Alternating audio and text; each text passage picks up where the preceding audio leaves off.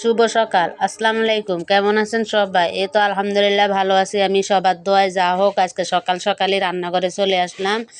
কোনো নাস্তা পানি তৈরি করে না, শুধু একটু আদা চা করে নিয়েছি, করে সবাইকে আদা চা খেতে দিয়েছি, বিস্কিট দিয়েছি আর মুড়ি দিয়েছি। ওই নাস্তা করে নিয়েছে।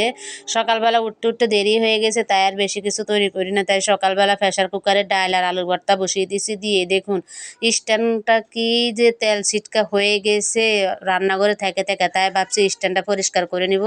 রান্নাঘর থেকে স্ট্যান্ডটা বের করে নিলাম, আমি হাত দিয়ে ক্যামেরা করতেছি। আর এই যে এখান দিয়ে একটা ফ্রাই প্যান বসিয়ে দিয়েছি চুলার উপরে। চুলার উপর ফ্রাই প্যান বসিয়ে একটা ডিম ভাজি করে নিয়েছি, ছোট ছেলেকে দেওয়ার জন্য ডিমটা ভাজি করে চুলা থেকে নামিয়ে নিচ্ছি।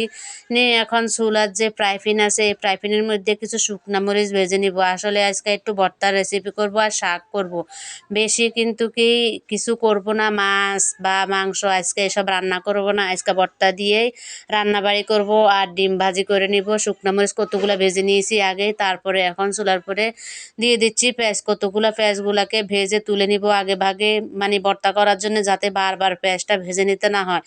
না হলে হয় কি ভর্তাটা তাড়াতাড়ি নষ্ট হয়ে যায়, এই জন্যে পেঁয়াজটাকে আগে একটু লাল কালার করে ভেজে নিয়েছি। নিয়ে এই যে পেঁয়াজ ভাজা হয়ে গেছে, চুলা থেকে নামিয়ে নিচ্ছি। নামিয়ে নিয়ে তারপরে এখন দিয়ে দিব আর একটু তেল দিয়ে দিব এই পেঁয়াজটা নামিয়ে, কারণ পেঁয়াজটা ভাজতে ভাজতে তেল অনেকটাই শুকিয়ে গেছে। তেল দিয়ে তারপরে এই যে কচুমুখি গোল গোল করে কেটে রেখেছি, কেটে ধুয়ে পরিষ্কার করে নিয়ে আসলাম। এখন একে একে সব দিয়ে ভেজে নিচ্ছে। দেখুন কি সুন্দর কচুমুখি সিদ্ধ হয়ে গেছে।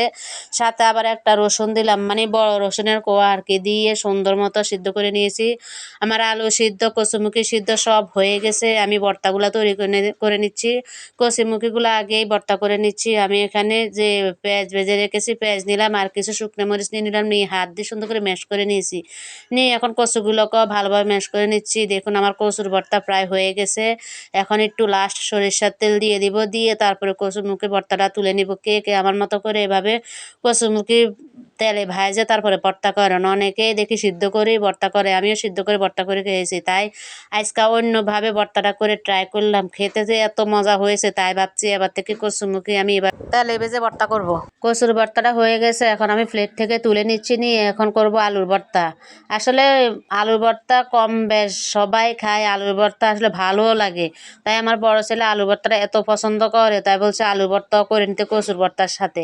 তাই যা হোক, কচুর ভর্তা তুলে নিয়ে এখন আলুর ভর্তাটা করে নিচ্ছি। আমি এখান দিয়ে এখন কিছু শুকনো মরিচ নিয়ে নিলাম আর নিয়ে নিচ্ছি স্বাদ মতো লবণ, দিয়ে এখন ভালো মতন ডলে নিচ্ছি। ডলে নিয়ে আলুর ভর্তাটাকেও ভালো মতন ডলে নিয়ে নিব। এখন যে পেঁয়াজ ভেজে রেখেছি, পেঁয়াজও দিয়ে দিয়েছি কিছুটা। পেঁয়াজটাকেও এখন ভালো মতন আলুর সাথে মেখে নিব। আগে আলুগুলাকে ভালো মতন একদম মতে নরম করে নিচ্ছি, যাতে কোনো মানে গোটা গোটা না থাকে, এই জন্য আলুটাকেও ভালো মতো মেখে নিচ্ছি। একটু সরিষার তেল দিয়ে দিচ্ছি, দিয়ে এখন আলু ভর্তাটাকে ভালো মতন মেখে নিব। এই তো আমার আলুর ভর্তাটাও প্রায় হয়ে গেছে। জানি না আমার ভিডিওটা আপনাদের কাছে কেমন লাগে, যদি ভালো লেগে থাকে অবশ্যই লাইক কমেন্ট শেয়ার করবেন। আসলে আমি কিন্তু সব সময় সাধারণ ভিডিও দেওয়ারই চেষ্টা করি, মানে সহজ সহজ রেসিপিগুলাই তুলে ধরার চেষ্টা করি, যাতে ব্যাচেলার বা যারা নতুন নতুন রান্না করতে পারে না, তারা যাতে শিখে নিতে পারে, নতুন নতুন রান্না করতে পারে। এই জন্যে সাধারণ ভিডিওগুলো তুলে ধরার আর কি। এই জন্যে আমি যত সহজ সহজ রেসিপি আছে, কম মশলা দিয়ে হোক, সব রকমের মশলা দিয়ে আমি রান্নাগুলো আপনাদের সাথে শেয়ার করি। অবশ্যই একটা করে লাইক কমেন্ট শেয়ার দিয়ে আমাকে উৎসাহ দিয়ে যাবেন, যাতে আমি আপনাদেরকে আরও ভালো ভালো ভিডিও দিতে পারি।